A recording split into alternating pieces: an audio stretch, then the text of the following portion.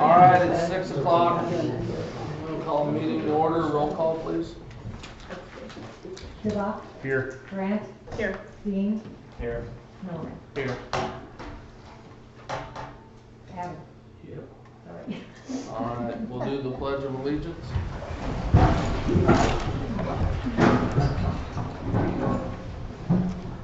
I pledge allegiance to the flag of the United States of America and to the republic for which it stands, one nation, under God, indivisible, with liberty and justice for all.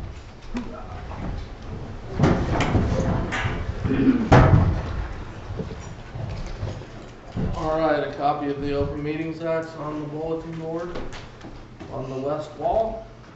It's also available in pamphlet form at the website listed on the agenda. Reports, we need street. Oh, sorry. Approval, we'll go back to number 4, approval of minutes of March 25th, 2025 regular meeting, March 26th, 2025 joint council and villa board meeting, and April 1st, 2025 joint council and golf board meeting. I'll make a motion to approve. I'll second. Kibach. Yes. Grant. Yes. Dean. Yes. Okay. Now number 5, street report. Not present. Parks. Okay, so I'm on, yeah. Okay.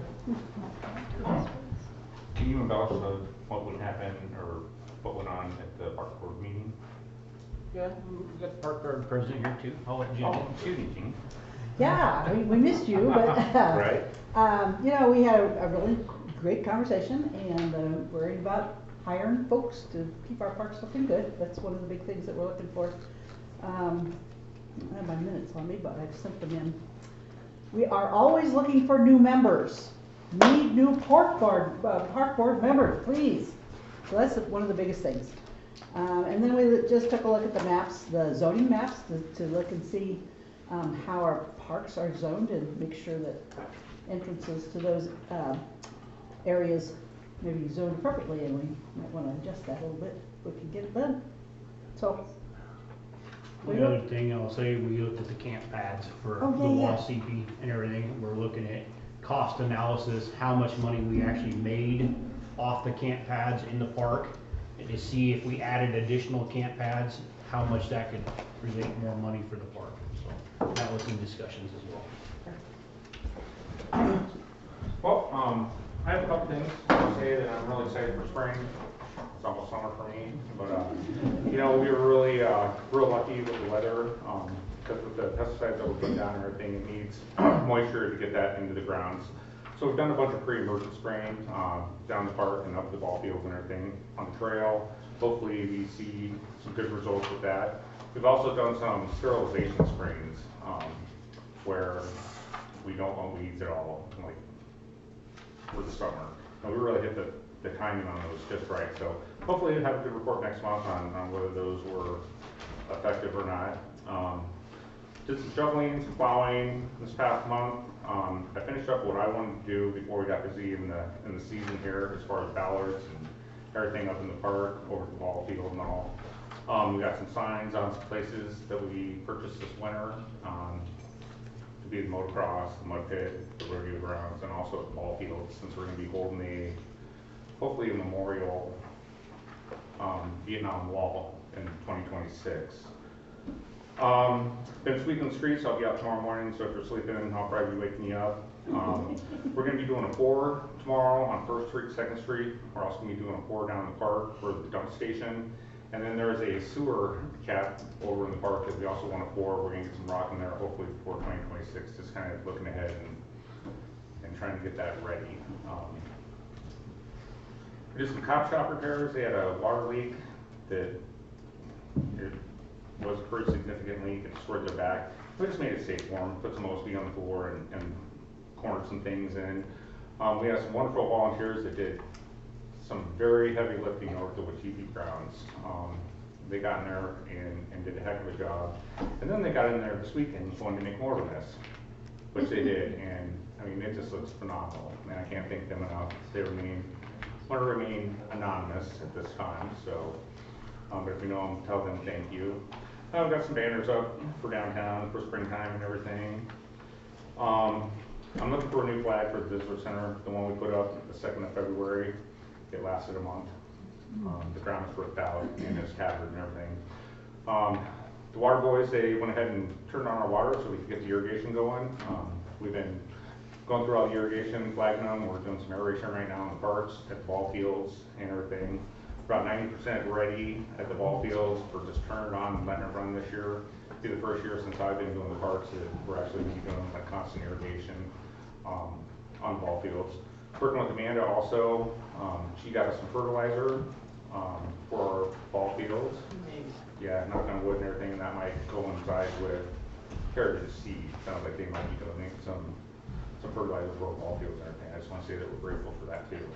So, I mean, if all the stars line up and everything, I think things are really looking good for this spring and summer. And other than that, I don't have too much more to report. If anybody has any questions or comments? Thank you.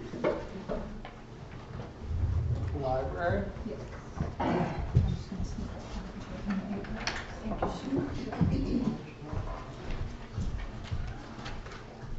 Good evening, everybody. March was a phenomenal month for the library. We kind of broke our winter dry spell of numbers kind of dipping a little bit. We had 568 patronages and attendances to our different events. We had 62 computer uses in our lab, and we circulated 269 physical materials out of the library.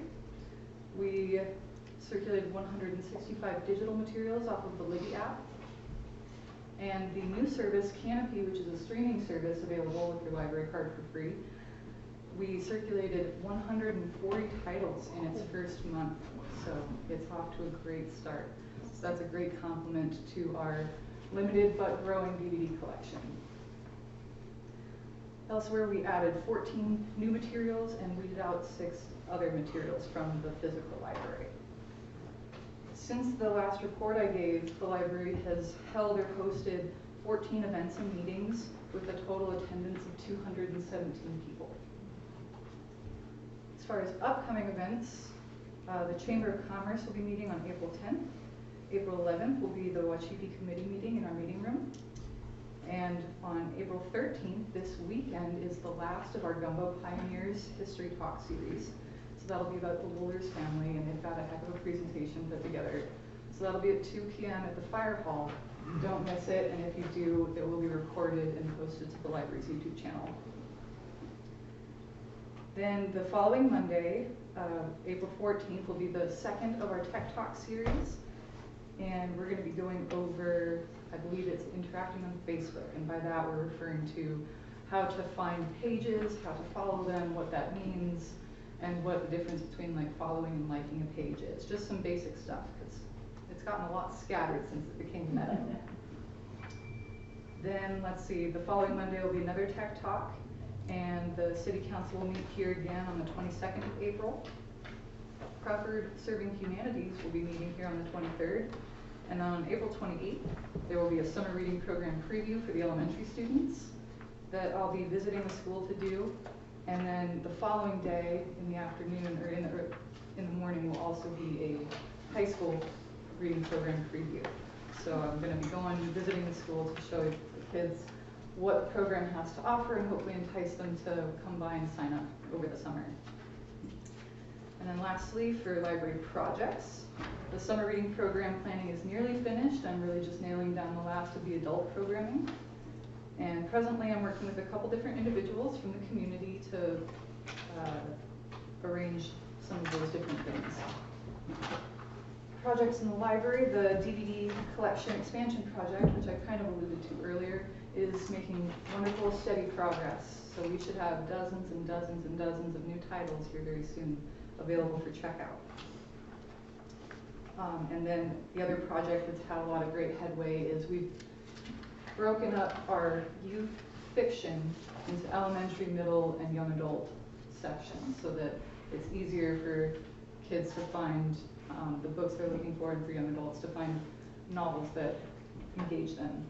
And then lastly, what I'll leave everybody with tonight is that as library continues to crank out its different programming and its different projects, volunteers are always welcomed. A lot of the success that the library has seen in the last 2 years has been very much due to volunteerism. The library is a really unique and awesome opportunity to volunteer or to gain skills or new experiences, things that could help on resumes. And it's all very meaningful because all the effort that goes into the library goes right back out to the community. So if anybody has interest in that or wants to know what kind of projects they could work on, or if they have ideas of what they might like to work on, I'm always open to that. So unless there are any other questions or comments for me, that is my report. Thank you. Water and sewer? Thank you so much. So in the last month, we had 32 locates, 10 turn-offs, shut-offs, or move-ins. We rebuilt 2 different meter pits, and we did 3 different hydrant excavations. The monthly meter reads this month, we did have some troubleshooting issues, but we're going to have to replace some meters and do some changes there. But our goal is to get 100% of radio reads by the end of the summer. So right now, we're getting close to about 85–90%. We can radio read consistently, and the rest we're actually having to go out and do manually. Right now we have the east tank draining in preparation for a tank inspection and clean out tomorrow, and that's going to start tomorrow at 7:30. We did get the high service #1 pump properly wired in and running, and it's in rotation now. We did remove and replace one of the 2 sewer plant sludge pumps, and we're awaiting wiring on that. We have a call out to Country Electric to get that done. We also removed the dissolved oxygen sensors at the sewer plant. We have the replacements for them. We just haven't had time to actually get them in, so we got the old one removed, and we're working on getting them replaced. So hopefully by the end of the month we'll have that done. And we're still awaiting lighting at the water plant to get done as well. Right now we're having scheduling conflicts of why that hasn't gotten done yet. And then the gallery project is underway, and we've had some questions and concerns both for the engineer and the contractors right now. They've got about half of it done, or I'd say probably closer to 75% done. They built an outflow, and we just aren't 100% happy with it, and then they're still working on getting the gate valve in for the spring box, and I think we're going to install that the next week or 2. And then the big thing we're working on right now is the emergency response plan at the water plant, and that is due April 15th, so that's our top priority currently. And that's all I've got.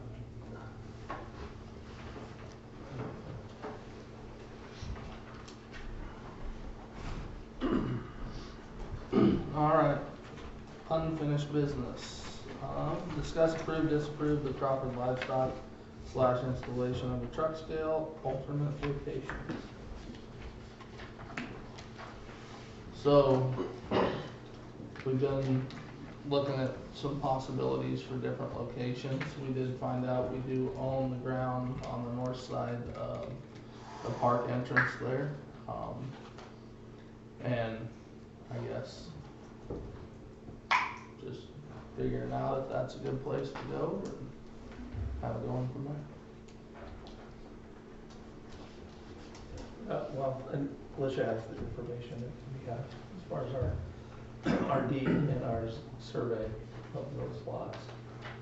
Both sides are, Jenny alluded to zoning, both lots would be zoned industrial. So the project would fit either place. I guess it would be up to discussion with Robertsons and Crawford Livestock as to whether they want to swap properties, which would be a process to do a resolution and go through that. That's up to them and you. Is that what we need to figure out? I mean, The zoning question still to carry over, which, they would have to approve the zoning for the lot you purchased, which they have purchased.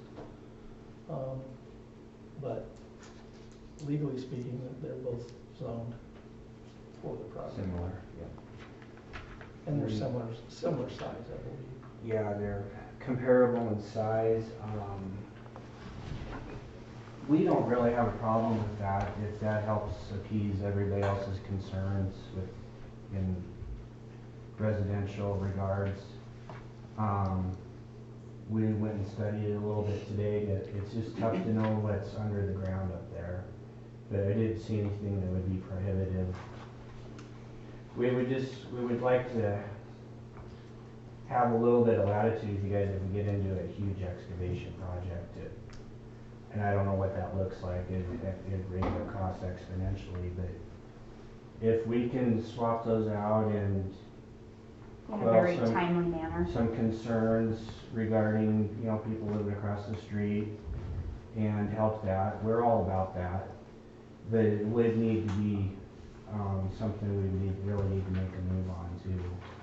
Cause, we've got our concrete, people in line to come do the project, and they have other projects to tend to this summer too, and they've kind of moved their schedule around to accommodate us on our timeline.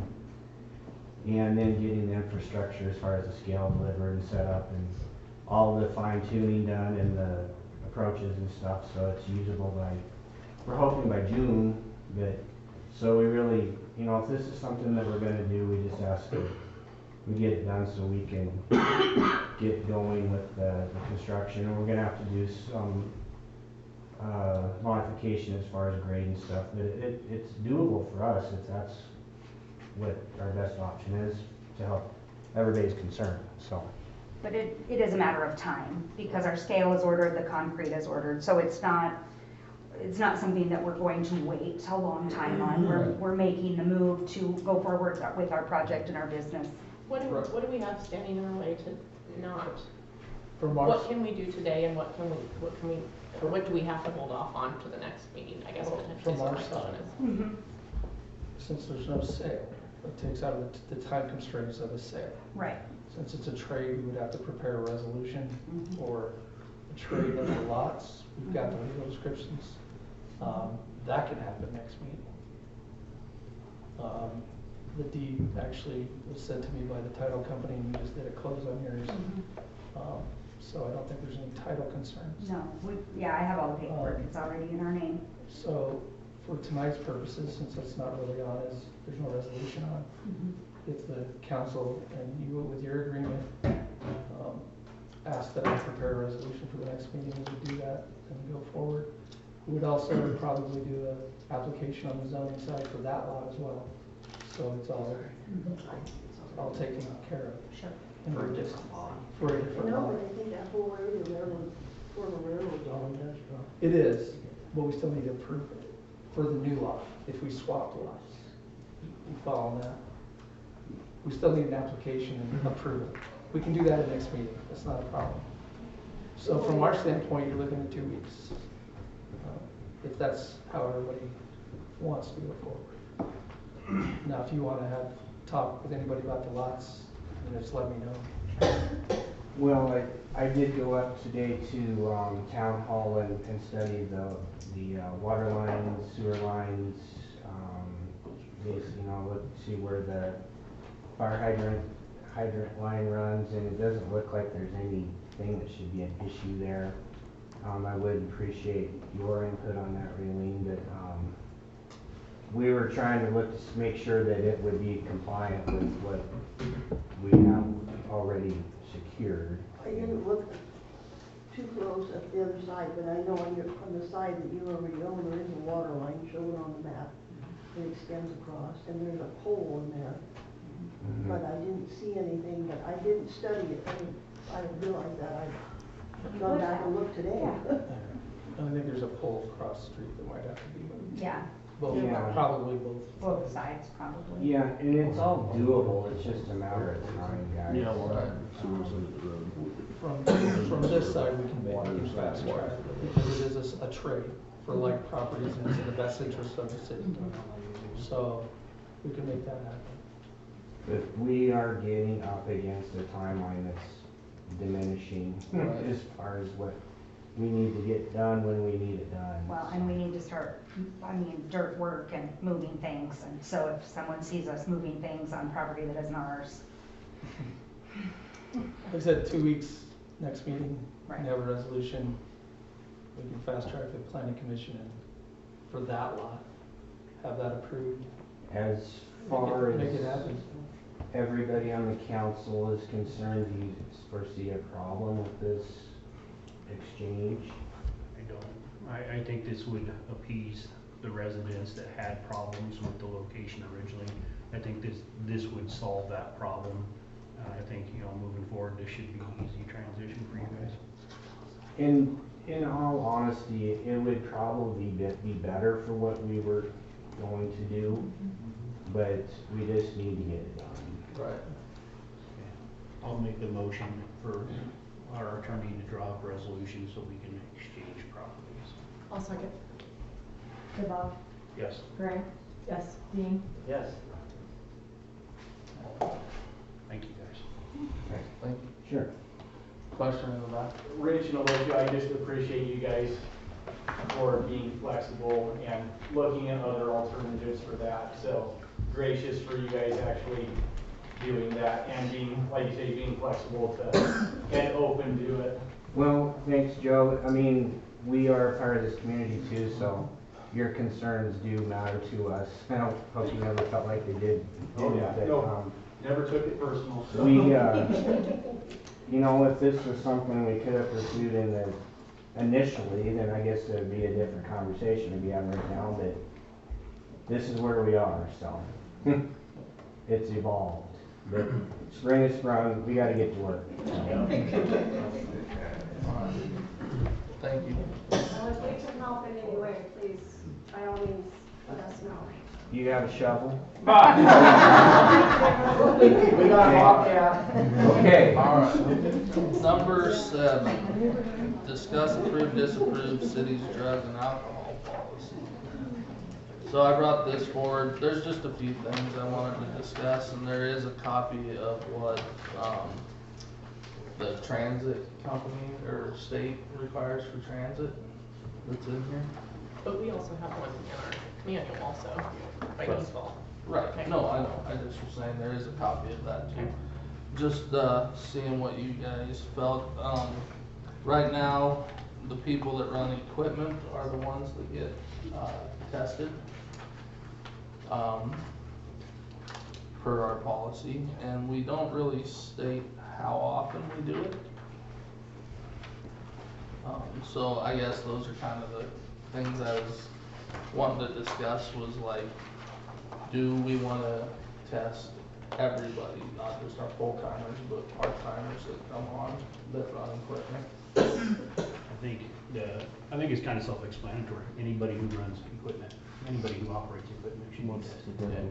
And, let's just keep it fair, random. Okay. But it's still random and it's still done at, it's technically done at the occurrence is done at the discretion of the mayor, correct? You get to select Right, I when mean, you would like to have a drawing done? right, I just didn't know if we wanted to actually put. Because it's been into quite a it. long time since a Right. drawing's been done at all. Right. either. I didn't So that's know. something else to keep in mind. I didn't know if we wanted to put into effect like a quarterly thing, or.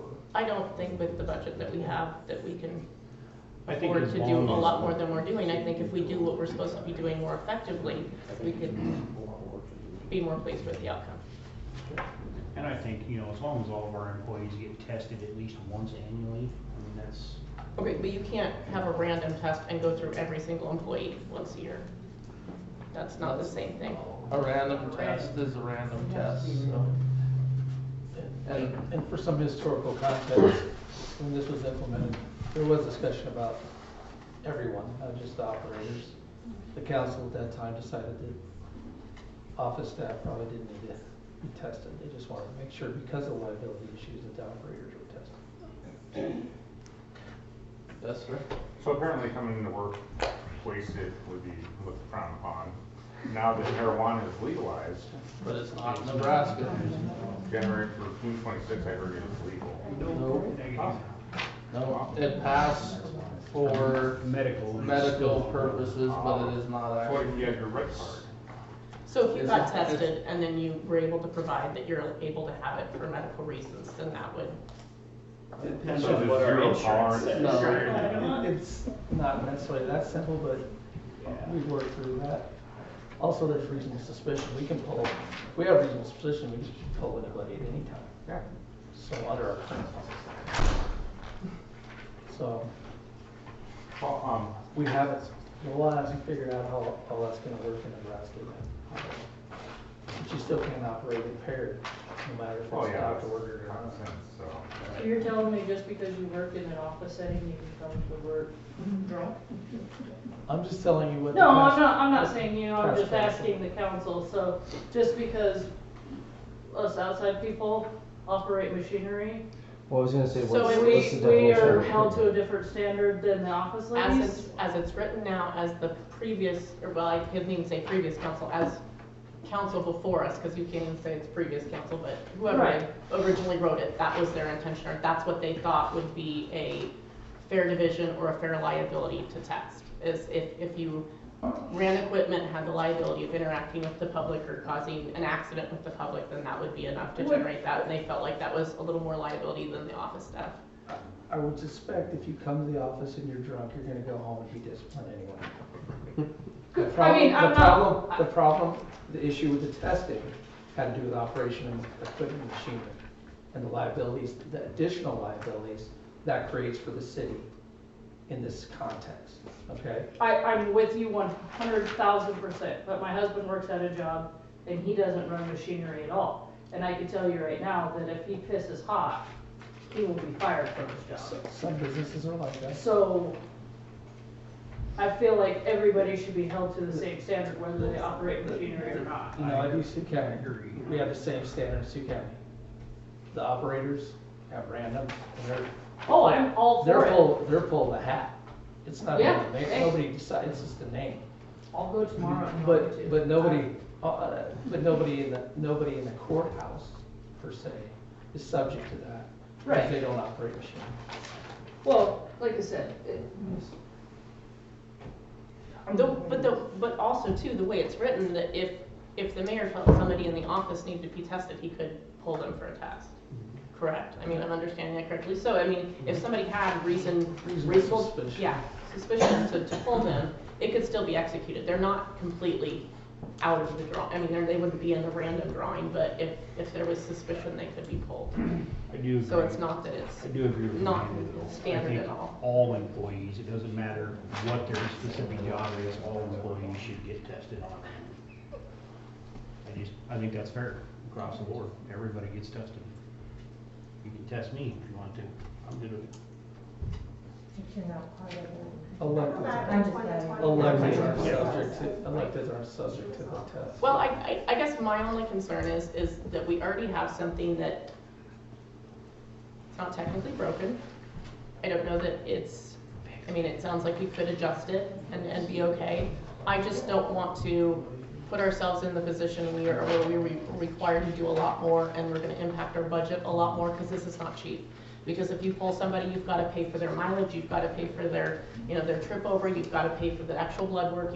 There's a lot that is involved with it, and we need to consider what that does to our budget, however many additional that we want to consider per year. I talked to Cindy on that. It costs us $58 per person.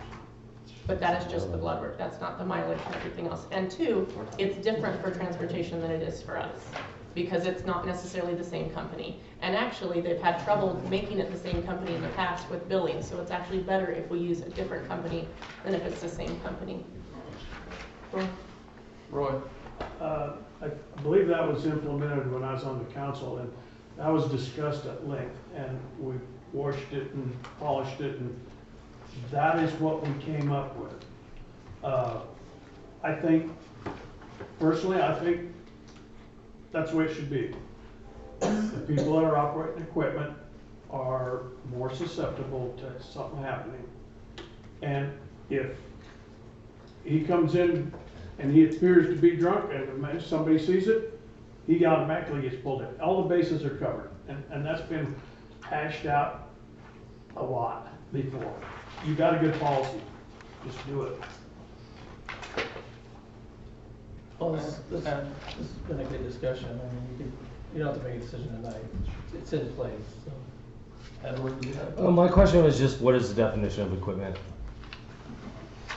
So per Motorized, this, I'm gonna go with motorized vehicle on that, Edward. So like not motors, or not lawnmowers, It's a or? motorized vehicle. The motorized. Well, that's why I was asking if that's considered a I'm vehicle, I guess. I'm gonna go with. Anyone that who under- uses a city truck under or operating definitions of motorized lawnmowers or vehicle, anything put like a that. lawnmower. I mean, that, absolutely. And that was just my big question. It's like, okay, let's just define that and. Amanda, you got a question? So are you I'm in looking the free for, time. your drug testing or alcohol testing is, and it's your concern that you're randoming them, but it's because they run a company vehicle or whatever, so you're gonna allow them to get into a company vehicle when you're randoming them and making them drive to Chadron? What liability is that on you guys? No, we're not gonna, if, there's twofold of that, okay? If it's a random, we don't have reasonable suspicion to believe that they're in. So, if it's a reasonable suspicion situation, they will be taken to shadow. That's a different Okay. scenario. That's not putting somebody that we already think has a problem behind the wheel. Okay. Randoms, I would hope they're fine. You know, they gotta get themselves there first of all. Will you? I mean, actually, and I don't know that we've ever, I don't even remember the last random over here, quite honestly. 2.5 years. Okay, fair enough. I don't know, I'm not, but I know in Sioux County, you drive yourself and you better be there at 8 o'clock in Scotts Bluff, because we use Scotts Bluff. And that's that. I mean, that's how that program is set up. So, but if it's reasonable suspicion, you're not driving, we'll get you there. Gotcha.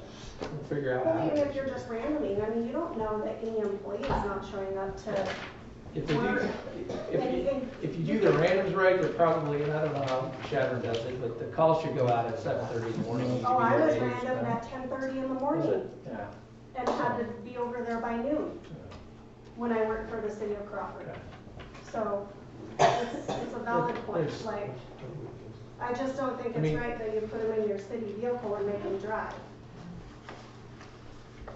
Well, we could test them, breathalyze them before we let them in the car before they go to get their random. But who's You gonna could do consider that? that, But yeah. who's gonna, logistics and costs could become a problem there. Well, And I'm not minimizing the seriousness if somebody did get in, but, randoms are just that. We don't have any reason to believe that anybody's incapacitated when they get in a car or a pickup or whatever. If it's a suspicion situation, we do, and we better make sure they get there somehow. Skip will drive them. Sheriff goes back and forth. So, like I said, I don't know that you need to make any decisions today. This is a good conversation. We'll talk about it. I had one other thing. Do we want to put into it an amount of time, like when I worked as a nurse, we were required not to drink for like 8 hours prior to shift if you're operating equipment, depending on how long alcohol stays in the body. Do we need to put something like that in? I think there's gotta be a level of personal responsibility. If you're drunk when you wake up, maybe you better call in sick. You know, I'm not trying to be funny about it. I mean, there has to be that level of personal responsibility with having a city job. I mean, Yeah, there's a certain point we can't necessarily, there's personal rights here involved as well. It's random. Well, but the thing is if somebody doesn't do that, let's say we don't have that clause and somebody still comes and shows up and you have suspicion. Right. The way it's written, you can still call them. You can still call them in and you can still ask them to do that. And so I guess that's what I come back to, how it's already written, it's well-rounded in that sense that if it's, anyone, I mean, if it's anyone in the office, anybody you come across, you can still do that. Okay. So I do think that is in a sense still taken care of. Randoms are randoms for a reason. Be mindful of your situation on Sunday night before you go to work on Monday morning. you're out and you're not in good shape at 2 in the morning, maybe you shouldn't go to work the next morning. That is, it's, hate to say common sense, don't have much of that anymore, but. No, we say randoms. Are we gonna pull like 2 names a month out of a hat? I mean, how? It's not set up to be that, That's how it used to be. It was in a program and it just randomly picked It just picks 2 names out of the deal or one name. 6 employees. And is it really per month that it's written out? I mean, I didn't. we were doing it per month. It doesn't matter. You but can do we it were doing however per you month. feel like you need to. Because I hit 3 months in a row That's a lot. multiple times. I had one guy who kind of got 5 in a row. Yeah. He had It just did lunch. and sometimes it's you go and it's alcohol and drug, and sometimes I'm alcohol and he's drug. You know, and so 2 guys are going. Well, I will say, I mean, it's been too long since we've done it. I completely agree to that. I do think that whoever's in the mayoral seat needs to decide how frequently or whatever you want to do it, but also make sure it gets done. Yeah. I mean, I'd be okay with 2 months. I mean, that's still keeping us. That's 24 we pay for a year. That's a lot. Well, and that's the time you're paying them to go over there and not be doing what we're doing, and we're behind in every aspect of the city. So it's just a lot to factor in. Because that's a half-hour drive to Shatter and a half-hour drive back, a half-hour in the hospital. So I don't have a problem with them, but I just think we need to be cautious of overdoing it too. I don't think that's helpful. And if you feel like you suspect somebody, I mean, it's set up where you can still take care of that too. It's also just a system to make the honest people be honest. You know, I mean, I guess. All right. Go ahead, sir. Maybe like seasonal employees, we require it before they start. You know, would that appease Yeah, I think. where you're headed, and then we just do, and then the randoms are just, I don't know, as we can afford them. But I mean, even if we did 2 or 3 quarterly, that would be quite a few, and that's not near as many as twice a month. I mean, I don't think they need to be done and they haven't been done, and I think it's important that you brought it up. But I just think that 2 a month is a bit overkill. Most places have a, pre-employment drug screening. Mm-hmm. I don't think that's unreasonable. I just think if we had a specific number, even if it's quarterly, I'm fine with that too. As long as we have a specific number that we want to accomplish. That way it's not necessarily, we can't do one this month because we can't afford it, or and then it goes 6 months without doing one. I mean, I think It's been a set a long number. time, so. Shame. I think we probably better We find a have contractor. how many full-time employees though that run equipment? 8, maybe tops 7. 6. I mean, 2 a quarter would be everybody. And then the people driving. I don't know if it's random. That's it too. 2 a quarter is When it's random, every it time. doesn't mean, yeah. Yeah. You hit 3 quarters in a row, 4 quarters. All right. I think we probably better find a contractor and find out how much it's gonna be. Well, so when you run through, if we run through the same way, what's her name? Cindy is using.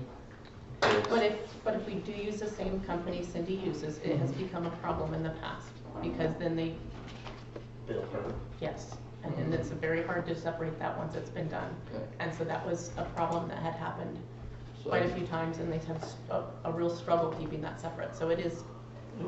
The subject contract would be more appropriate. We can reach out to Shatter. I believe. Yeah. And the company that does the rotation, they're, and the same people that do the background checks can actually do the randomness for it to keep that. They do that, there's a charge for that, which we can certainly put together with this pricing. Yeah, let's do that, look into what they're gonna charge and see about an agreement with Shatter and all that. So, all right. So at this point, take no action. So, new business, so approve, disapprove mayor's appointee for council. So I would like to nominate or appoint Patty Page. I need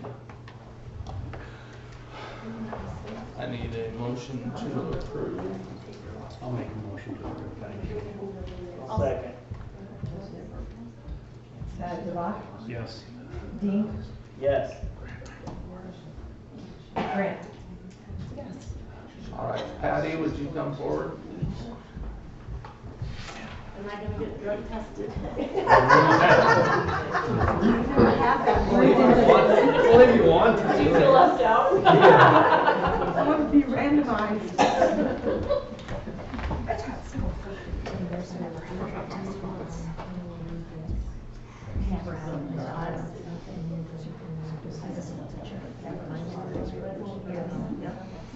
Okay, I, Patty Page, do solemnly swear that I will support the Constitution of the United States and the Constitution of the State of Nebraska against all enemies, foreign and domestic, that I will bear true faith and allegiance to the same, that I take this obligation freely and without mental reservation or for the purpose of evasion, and that I will faithfully and impartially perform the duties of the office of council member according to law and to the best of my ability. And I do further swear that I do not advocate, nor am I a member of any political party or organization that advocates the overthrow of the government of the United States or of this state by force or violence, and that during such time as I am in this position, I will not advocate nor become a member of any political party or organization that advocates the overthrow of the government of the United States or of this state by force or violence. So help me God. This oath of affirmation, so subscribed, shall be filed in the office of the city clerk. Thank you very much.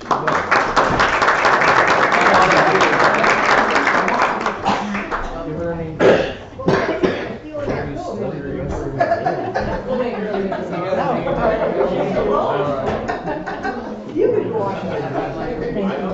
All right, I'm gonna jump back to number 5, Tim, street report. Oh, sorry I was late. No, you're all right. It's 6:30, you guys got me a different mind. Dug a couple graves, helped the park take out some trees, clean up some trees at the CP.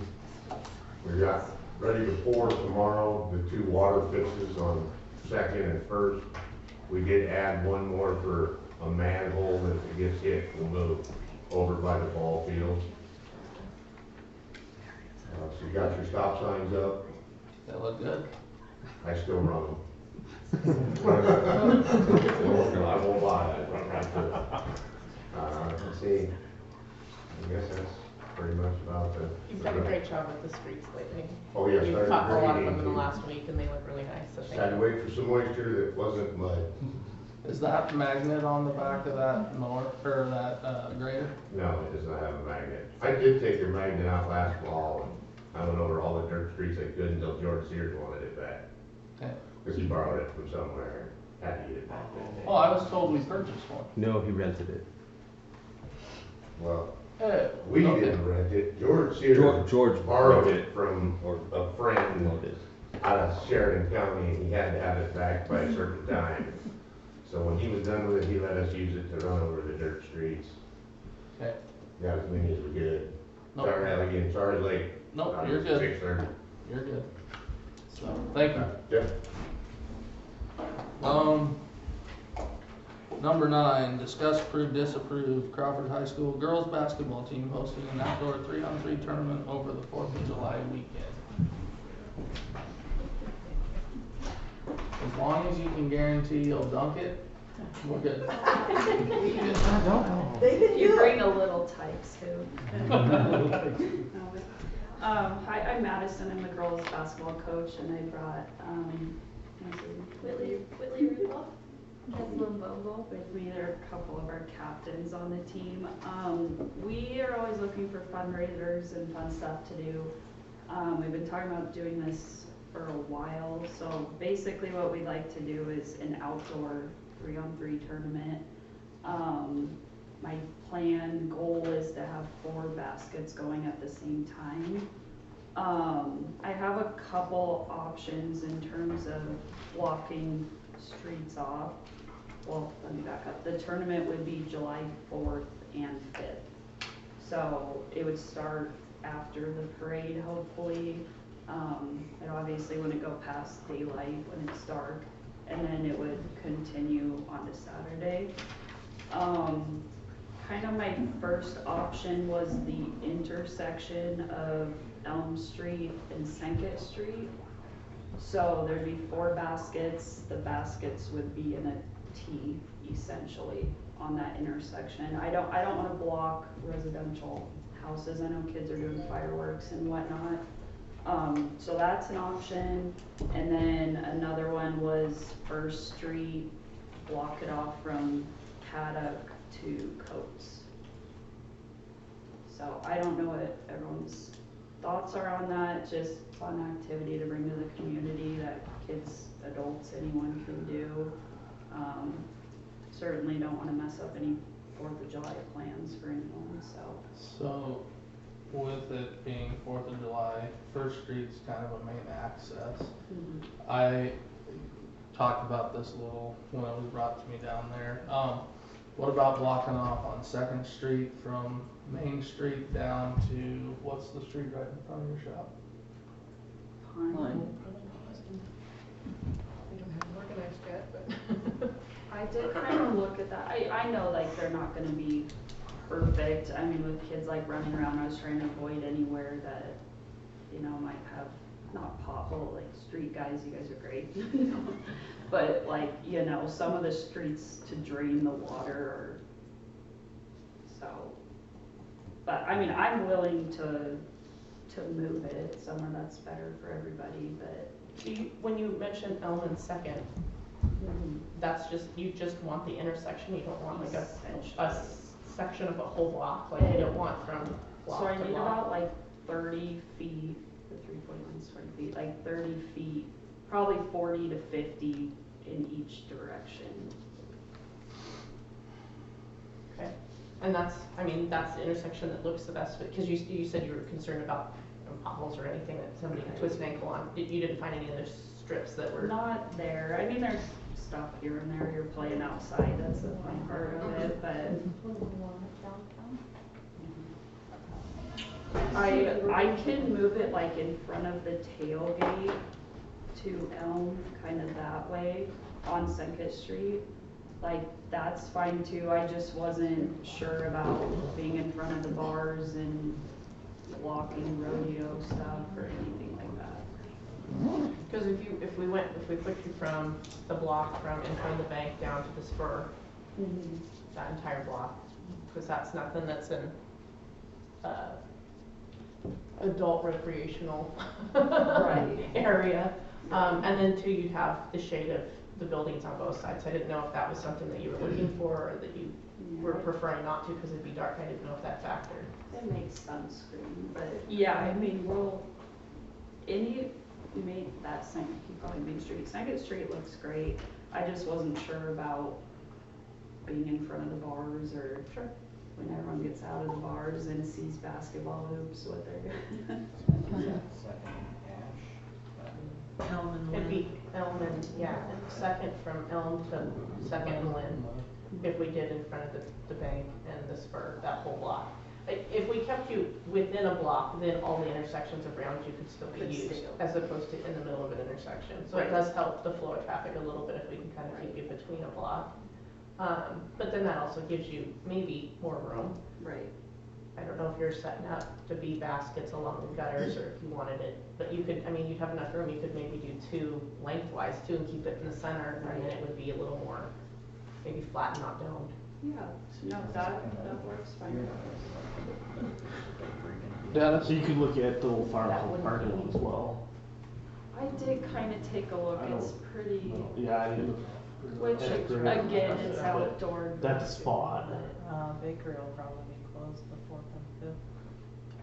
I also love the idea of it being downtown so everybody knows and can go watch, and it sounds like an event and you guys aren't hidden somewhere. I think it needs to draw people and an attraction, and thank you for coming up with another event to help entertain people from the gap of the parade to the rodeo, because that is a huge gap for us to cover, to help retain the people that come to town for the parade, and we want them to stay for as long and as many, events and activities as possible, so thank you for even presenting. I'm Yes, the Jess. president of the chamber, and we're actually discussing all of this stuff for the 4th of July events, wanting to bring back some vendors in the park.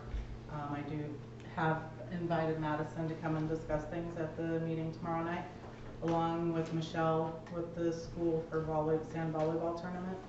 So we're discussing a lot of these things tomorrow night at our meeting to bring forward to possibly utilize the park again and do a blanket vendor application and cost and stuff like it's been done once. Would that be a good area to avoid anything you guys already have that you have heard Yeah, of or any other the only thing events is or the whatnot? parade, which the Right, parade, but you we'd know, set it up after the parade. you would definitely need to make sure that people clear out fairly early right after the parade in that section, because she's probably gonna wanna be starting, the parade will probably be done about 11:30, 12 o'clock. So you're gonna wanna get them cleared out in that area fairly quickly so she can get going. Otherwise, it's gonna push them really late. But And they can't then- park there anyway during the parade. No, but just people there so that they can get set up, so they can get in and get ready with what they need to do so that they can get going. Cause you're not gonna put the hoops out on the street while the parade's going on. I mean, No, but they'll be on the side of this road. yeah, but they're gonna need to get to them, and there's a lot of people. And it's Friday this year, so it's gonna be probably pretty packed. So. We don't. From what? From the post office down. I mean, we could, Because then there's not as much, there's no parade stuff usually. Yeah, but if you got traffic coming down Main going Yeah, into the park. you'll run into Yeah. issues going to the park and Yeah, the when you rodeo. start it, I know where they'd start, but you're gonna have trouble getting people across. usually what they turn there at the honey factory.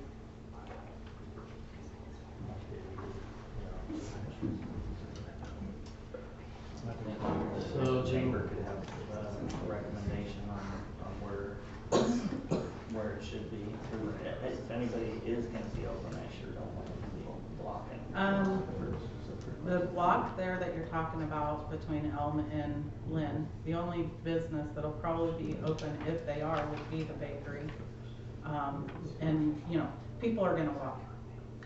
You know, they're not expecting to pull up to the front door and get their stuff. obviously But- the basketball kids are gonna need cake pops, so Yes. they can keep Yeah. playing. It sounds like You know, that. and so, and it might give them a reason to stay open, I don't know, you know, they have young kids and things, they might be closed for the holiday anyway.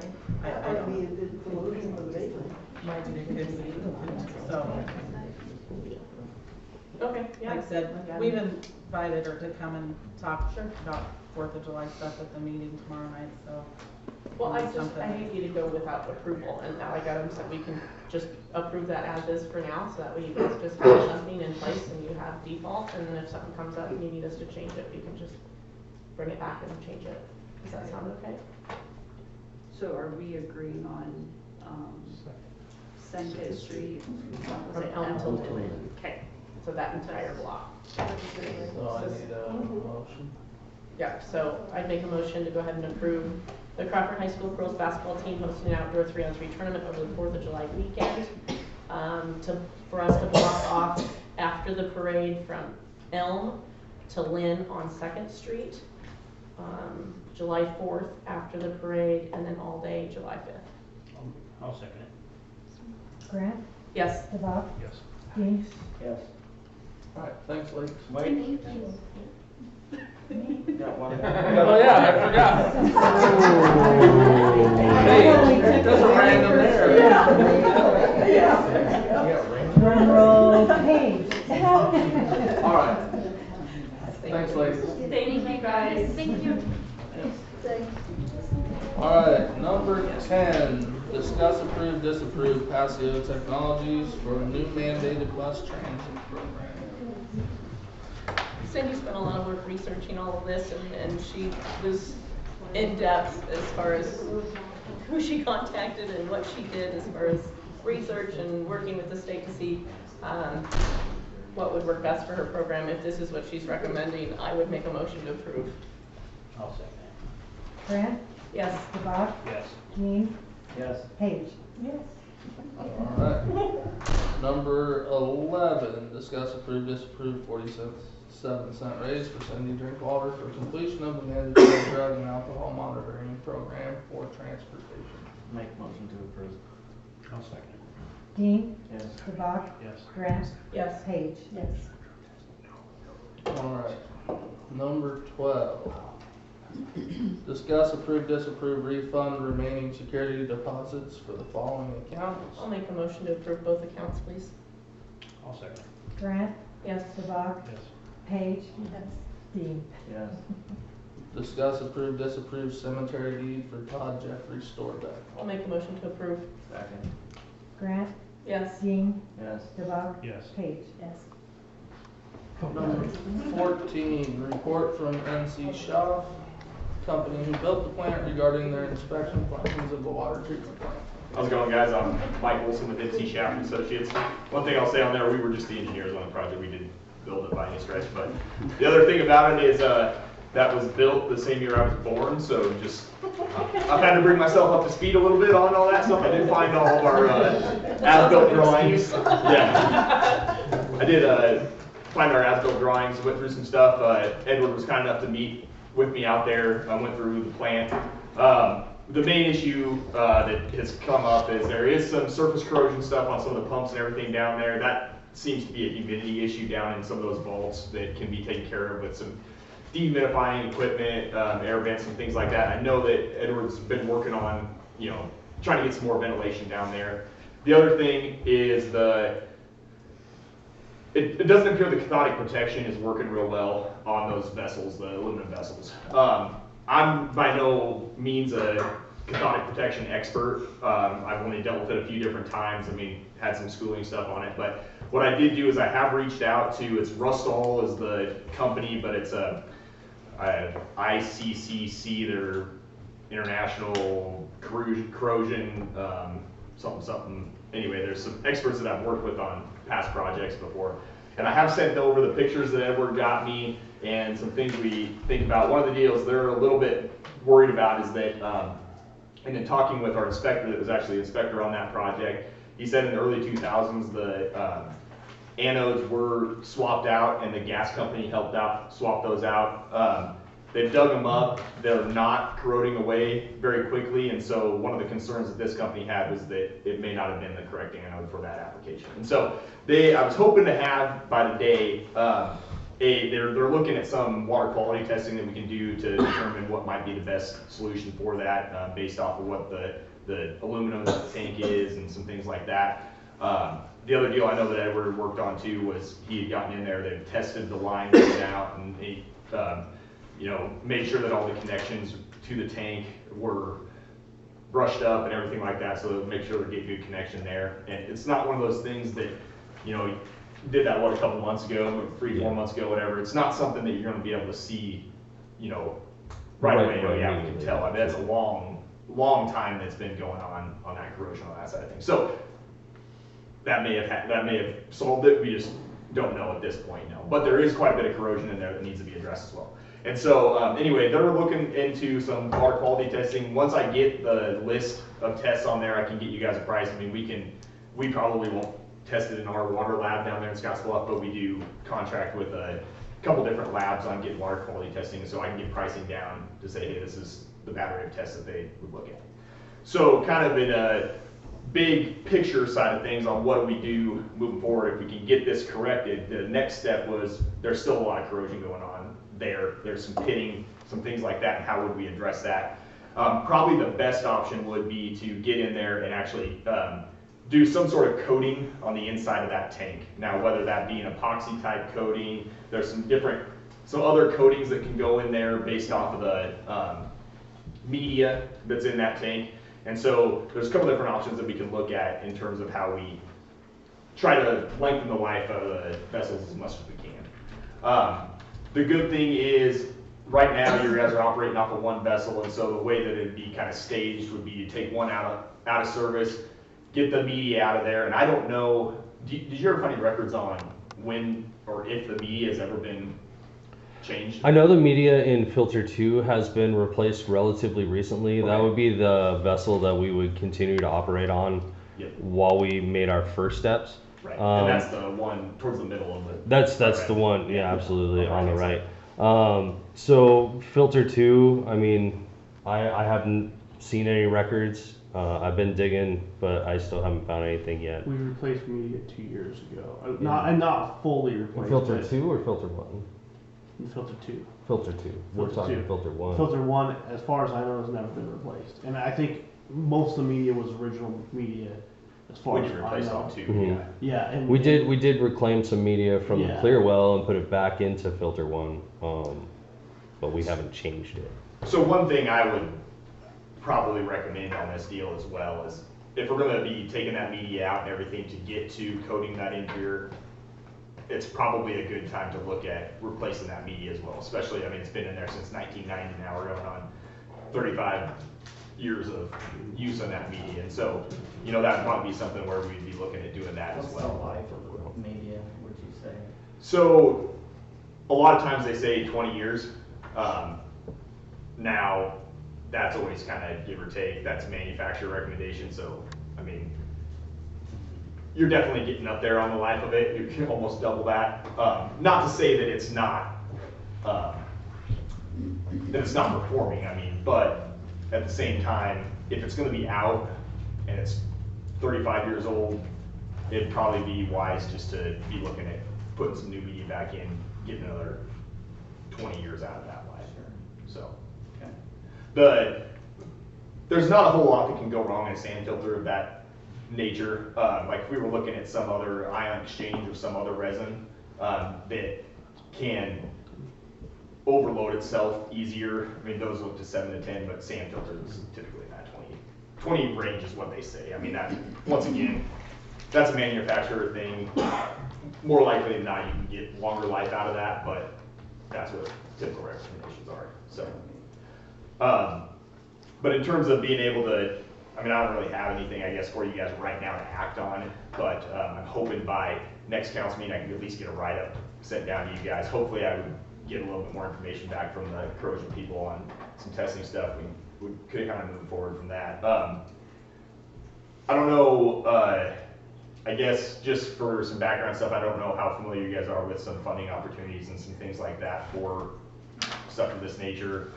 A lot of times on water projects that are of this, that would be of this magnitude, the WEWAC committee is the water, wastewater advisory committee is a typical funding source that you would go through. It's comprised of the USDA rural development, both clean water and drinking water state revolving funds, which are state funds, but they're administered through the EPA or funded through the EPA. And then the Department of Economic Development's in there for community development block grants.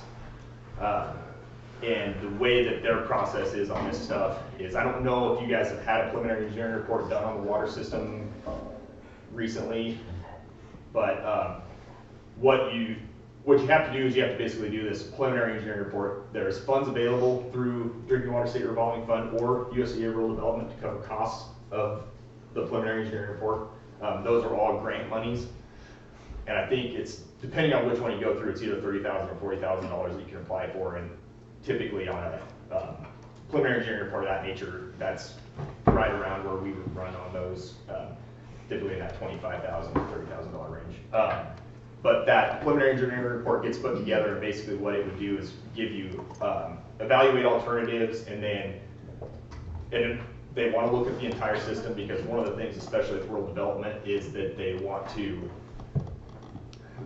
have to do a analysis on their funding side of things, that they have to beat local funding by a certain percentage to be able to make that happen. So one of the deals that they usually push is a bigger project, because the percentage on a larger project, they can beat it better. You know, I mean, if there's more money involved in it, that 1 to 1.5% on the interest rate that they can beat local banks by or local funding by grows, and then they can say that they can handle that. So that's one thing I will caution you, is that if we try to start going after money, a lot of times you end up with a little bit bigger project. Now, one of the things that can be brought into that project would be fire hydrant replacement, some of that things that you can kind of take care of that stuff. Rural developments, things end up being a loan grant situation with the loan's a 40-year loan, typically on a low interest rate, because it's going to be whatever the federal rate is on interest, and it the good thing about them is there's no prepayment penalty and some things like that. So a lot of communities that we have dealt with on projects like this do end up refinancing after 3 or 4 years and then paying them off early, some of that stuff. But the way that works, once again, that preliminary engineering report gets done, we send that and a application down to the WEWAC committee. That committee, they meet every second Tuesday of the month, and they will look at it, and basically they take the project and they see what funding is available and kind of bring together the best funding package, and it may be more than one. Like we did a water project for the city of Terrytown, and they tied on to city of Gearing, and then they did new meters and some water main replacement, and actually all 4 funding sources were involved in that one. It was a nightmare on my end because all of them have different requirements on the bid specs and bid requirements and stuff. But the thing that it did is that we broke the project into sections so that we could best leverage that money. But once again, it maximized the grant possibilities for the city on that side of things. So, yes. So could we do upgraded security for our water systems on that? Mm-hmm. Did you talk to him about that quick fix that you guys did underneath that filter with the boot? Yeah. Yes, those were the pictures that we sent him. So we could get that done properly. That would be in filter 2 though, and that's the filter that we're using at the moment. So what we would find in filter 1 would kind of help us work towards the fixes that we would need for filter 2. Filter 2 is running great right now. Just filter 1 is kind of a little dodgy at the moment. We've been trying to dial it in over the last couple of months, but when you only run for a half-hour a day, it's really hard to catch it when it's running so that you can tune it just right. So on the security stuff, I'd say that we should also include the infiltration gallery. Yes, we're also looking into state grants that they give every year of for just security purposes. Yeah, and that's all. There are some grants available straight through the Drinking Water State Revolving Fund, Clean Water State Revolving Fund. I think those are the ones you guys talked about too. They're like a $10,000 grant, I believe, on that end. And those ones wouldn't necessarily need that preliminary engineering report to be able to. So would we also be looking at maybe upgrading from an antiquated system to something more? I mean, we still have a lot of equipment up there that is pretty antiquated. It's out of date. We've got most of it. No, we've got most of it updated. Stuff. The SCADA system would probably be SCADA system, maybe some VFD upgrades. You guys did say though there's some pipe replacements being done, right? We have some valves and things that we're working on, yes. Well, I'm just Yeah, and then that preliminary engineering report deal, and I can give you guys some more information. I can probably bring you guys or send some examples down, something like that. But yeah, what the goal of the preliminary engineering report would be is to address the entire system, the system as a whole. So you're looking at your water treatment plant. Like, as we break that out, what we would have is we have recommendations and evaluations of the distribution system, fire protection. So then you're looking at your hydrants and stuff like that. The treatment system itself, sounds like you guys are doing some gallery work right now. So I mean that, you basically just say, yeah, we upgraded this on that side of things. And then storage is another deal, just making sure on that. It sounds like you're getting ready to check the tanks out too. So all those reports can be kind of compiled into ours, and it just basically brings everything together and looks at the system as a whole and says, here's what our recommended project or recommended alternatives would be for all of these. And you talk about it, okay, go ahead. Well, we do have a lot of valves in town that could be replaced to help us with isolation. So if we do have main breaks in the future, we would be able to shut down smaller portions of town. There's definitely things that we could utilize these funds for that don't have to necessarily be security and whatnot. So. Okay. Yeah, that'd be something that'd be addressed in that as well. Like one of the things we try to do is get with the operators if they have a break log, or if they have a spreadsheet of, yeah, valve on second in Pine or whatever is broken, you know, keeping track of all those, we can include that in there and say, hey, this is part of the deal that we'd like to see. In terms of antiquated system, really, the way that your guys' treatment system is, the process of it is very antiquated. I mean, that's the first type of treatment is a sand filter. I mean, that's the traditional water treatment. And so there's some things that we can do with the plant to modernize it a little bit. One of the main things is VFDs and SCADA. SCADA is one of the biggest things right now to be able to give your guys' operators an easier time to diagnose stuff, something that gives them alarms to where it's not a, hey, you know, we go out there to check the plant and we find out that something's leaking or whatever, or there's a pump not running or something like that. I mean, alarming, getting that stuff where you can see real-time things on your phone, some of that stuff. That's one of the big things. And then VFDs versus just on a electric savings side of things for you guys, that's a big deal. If you can fine tune them a lot better to where you can have them set to be able to meet the max day, but you know, maybe we want to run lower speed, longer time, so that we're not drawing so much, or you know, we're not water hammering something quite as bad, something like that. I mean, there's a lot of things that we can do in there to modernize it, but in terms of the treatment system itself, there's just not. That system's a good system for what it does, you know. And so, like I said, what I can do is, I think the first thing I want to do would be the water quality testing side of things, whatever the corrosion people come back on. That's kind of priority one. And then what I can do is I can look at a proposal and maybe give you guys some options on what a preliminary engineering report would look like, cost-wise, and some funding availability for some of that. The other thing is, I've got a question about a couple of other engineering reports that I've gotten done in the last few months, and people have asked about the situation with federal funding and some things like that.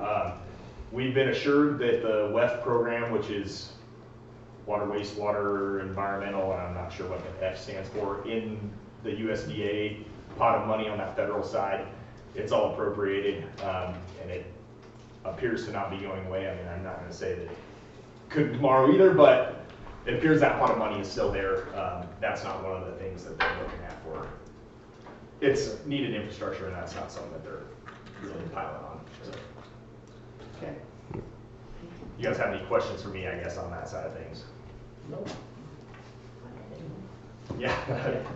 Sure, there'll be more afterwards. So. And I apologize, I thought about that about halfway up here and I didn't grab any cards, but what I'll do is Edward's got my contact information, and by all means, I'll shoot him off. You got my cell phone too. If anything comes up or anything like that before next meeting, feel free to reach out. I'll pass that information on to Mayor Norman. Oh, okay. I'll pass that information on to the city clerk, and she can dole that out if she needs. Yep. Yeah. Fine. Perfect. Thank you. Well, thank you guys. Appreciate it. Thank you. Good luck with the rest of you. Appreciate your time. Thanks, Mike. Thanks, guys. All right, number 15. Discuss, approve, disapprove a credit card with a $5,000 limit for city clerk Terry Miller.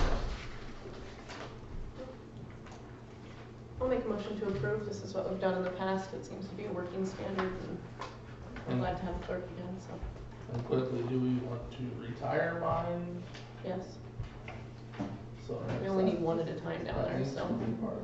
Sure. I'll go ahead and make that a motion then. I'd like to make a motion that we approve a credit card with a $5,000 limit for the city clerk Terry Miller to replace the card that is in Shane's name. Okay. Grant? Yes. Page? Yes. DeBock? Yes. Dean? Yes. All right, 16. Discuss, approve, disapprove advertising for a golf board member.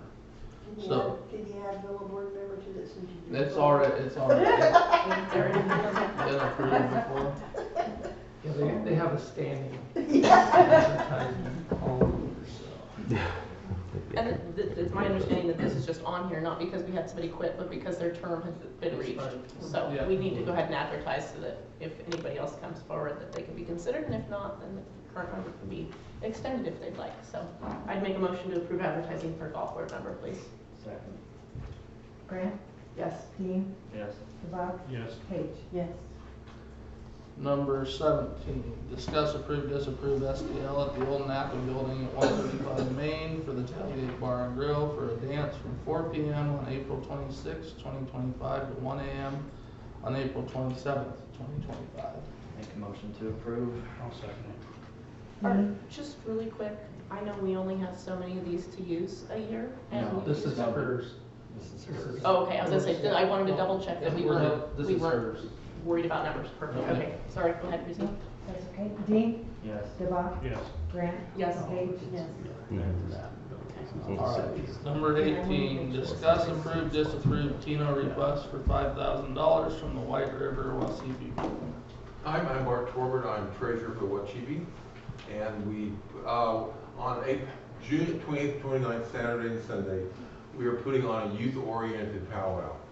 We're changing our emphasis towards youth because there are a lot of the native children do not get good training or any training in their dance and drumming traditions at home. We're trying to provide a venue where they can bring in some experts to help mentor them, plus just prize money that will actually encourage them to actually, okay, this is something I want to do and I want to keep with, it's worth doing. I can make a little bit extra money for all the expenses that go along with it. So we are putting in a request for $5,000 from Keno to help us cover the expenses of it. Where will it be? Pardon? Where will it June, be? oh, it's in City Park. Oh. On the very south end. It's not quite to the rodeo arena. You can see our arbor there. It looks like you guys provided, you know, what you hope to be your expected expenses this year. What have you raised for funds so far?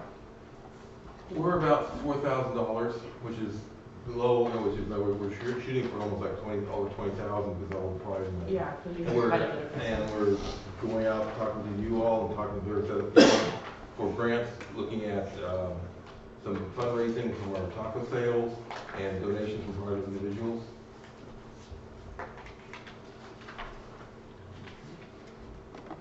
Do the participants, where are they gonna stay? Like, they bring their own campers or? We have free camping on our side of the road. Okay. And then there's camping in the park. A lot of our main native participants come from Pine Ridge Reservation, and for some reason they drive back and forth every day. Don't understand that, but we're trying to encourage, our camping area. Okay. Well, it looks like you guys have had success in the past, and you've got quite a list here, Friends of the White River, Wasippi.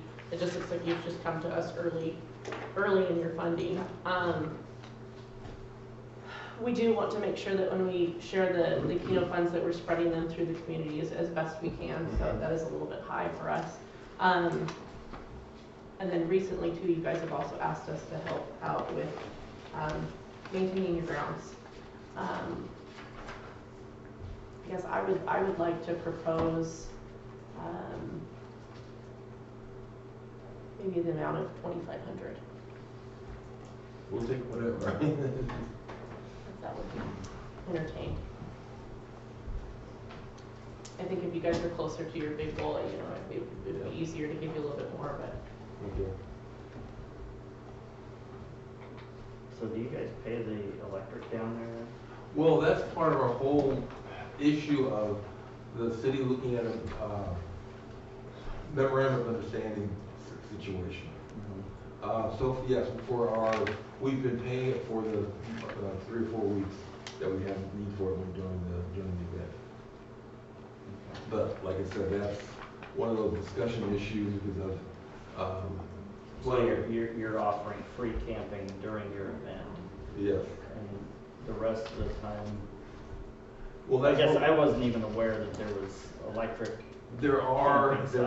This is part of what was brought. Jenny is still not here. Yeah, Jenny's not here. At the last park board meeting, there was issues of there was talk of finding grants to actually upgrade those areas for full-time camping year-round to be handled like the rest of the camps, RV spots in the main part of the camp, in the park. So it's kind of an issue up in the air at this point. If I remember right at our meeting, you were here and presented. Yeah, that's when I A few found out months about the ago, electric. you did want to look Sorry. at, you know, our structure contract. Yeah, that seems to be, the park board seems to want to look at all of them. I mean, it's not just for Cheapy. Right. And that seems to be a topic of conversation to really review and restructure those. So I can't say what will be the end point, but at this point, in past years, we paid for the electricity we use. Scott, are those are the newer of the meters and camping spots that we have. I mean, Yeah. they're the newest And those that are, the city is in. those locations are the current ones that the park board's discussing, getting rock from the state. To make them look more like put official. pads in Okay. and fix the entrance to the Wasippi there. Okay. That way they can utilize those as actual camp pads throughout the year. And that's what we were doing the cost analysis to Right, see. yeah, because that's what analysis too. You guys looking at possibly adding water to those campsites? Yes, there's approximately 150 foot of hosing that would have to be put in to reach that area. But if we did that, we could start asking to make those officially generating income, just like the others. And that, the park board is going through that right now. We printed out, I guess, last year's amount of how much we made, you know, for each site. And they're just trying to do an analysis to see if we added 2 more camp pads, how much that would raise versus how much money we'd be spending. How many electric sites do you have now? We have actually 4. There's 2 pedestals and they're 2-sided. Now the issue is that the north side may not actually be enough room to get a full-size pad. Because you're up against you've got some trees and then a little bit of greenery and then you've got the road. And I don't know whether the north side was ever, did you ever come in and measure? No, we haven't measured it yet. Yeah, okay, but for the south side, it's no problem, we have 2 for sure, and maybe we'll have to get creative on the north side. Okay. I know there's 2 that we know that we can make work right We now. probably could do, I would think we do at least 3, because 2 perpendicular and 1 parallel on the north side. So I think it'd be good, probably you got 3 at least. And you could always put signage for, hey, this site only accommodates this long of a camper, you know. And that's something, hopefully the park board will have that all wrapped up by the next park board meeting, and that way we can present that. Okay. All right. Do we have a second on the motion? I'll second it for the 2,500. Grant? Yes. DeBock? Yes. Page? Yes. Dean? Yes. Well, thank you very much. Yeah, thank you. I guess, who do we get the money from? This is, It'll come from City Hall. When I get that credit card. Pardon? When I get that credit card. Well, we'll get a warrant at the next meeting, Yeah. right? Yeah. You I know, will so create a warrant. Okay. and you can Yeah. roll up. And, all right, thank you very much. Thank you. All right. Number 18, number 19, sorry, we just deleted 19. Discuss, approve, disapprove $1,440 purchase of bulk fertilizer for golf course and ball fields. So I talked to 2 different dealers and I am saving $3,000 by going with this price. I'm also getting the ball fields for free and the cart that we are using to apply it for free. So, and I have this is where I'm going through. I have spoke to my golf board liaison. I told him to call and talk to Jody. He said he was going to. I don't know what happened. He did not call that day, but I spoke to another golf board member and he come in and signed my request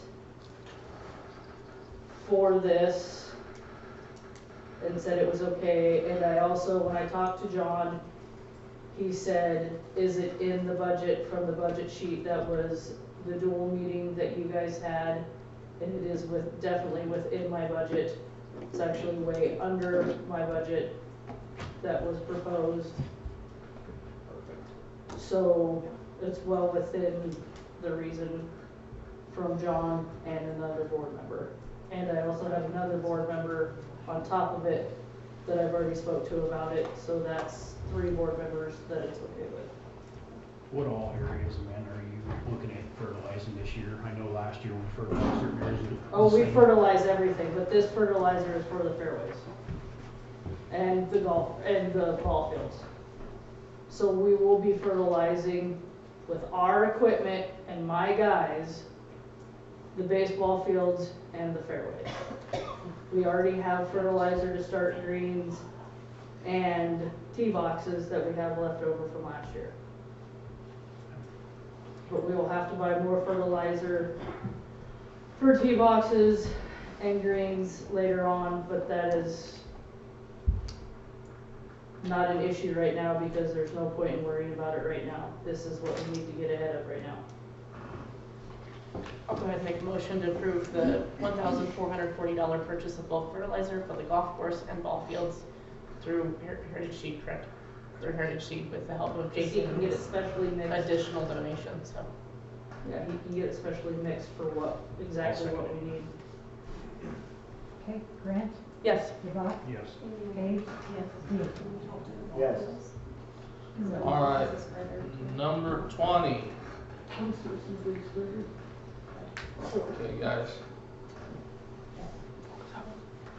Number 20, discuss, approve, disapprove, staying with NCAP natural gas supplier for choice gas.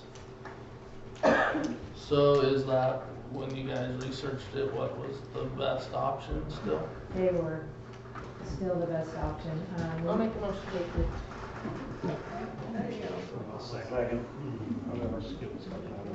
Okay, that's Grant? Yes. Dean? Yes. Yvonne? Yes. Paige? Yes. All right, now we need to recess for a few minutes, so these things can be signed. I mean, All right. Need a motion to approve bills and claims, requisition orders, and transfers. I'll make a motion. I'll second it. Grant? Yes.